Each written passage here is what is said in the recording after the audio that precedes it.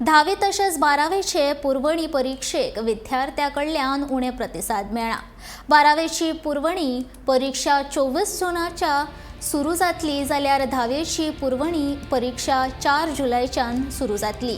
परीक्षे खातीर विद्यार्थ्यांची नोंदणी अजून सुरू आसा। 10वेचे परीक्षे खातीर आतां मेरेन 1400 जाल्यार 12वेचे परीक्षे खातीर 1300 विद्यार्थ्यांची नोंदणी जाल्या।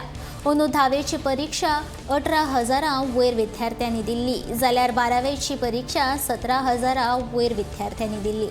अंदू 10वी तशेंच 12वेचो निकाल 90% परस चड लागला।